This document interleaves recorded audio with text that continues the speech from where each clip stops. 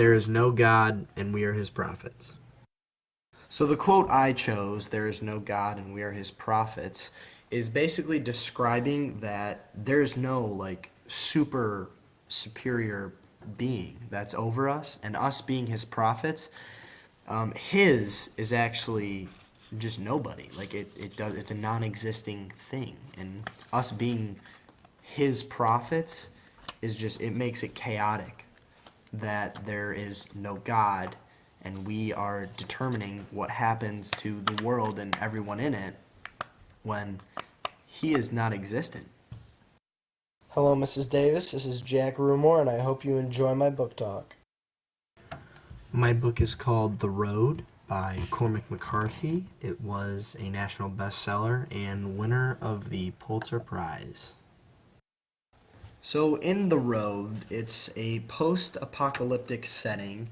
We don't really know what happened, like the disaster that struck Earth to make it in a huge apocalypse. It wiped out almost all of humanity.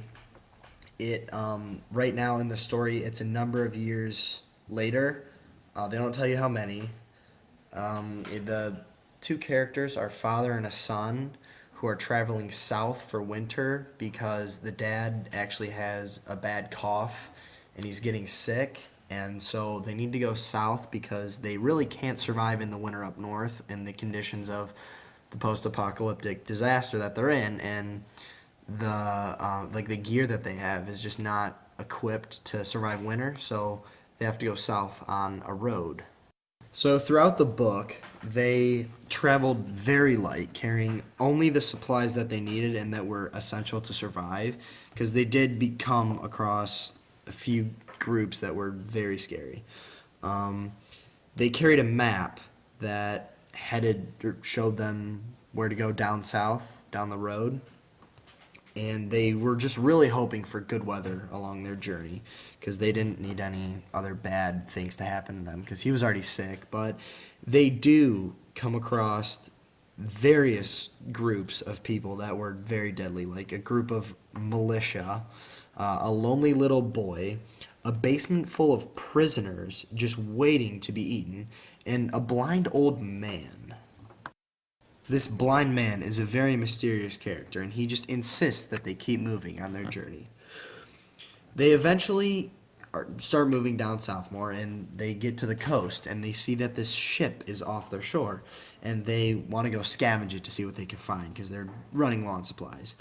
So they go out there, and they get what they need. Nothing too heavy, nothing too bad, and then they get back to shore, and then as they're moving down the coast more, down south, down the road, somebody steals their supplies, and they had a shopping cart, right? And the man took the shopping cart and just ran away with it. And so they start chasing the guy because they need all their stuff back.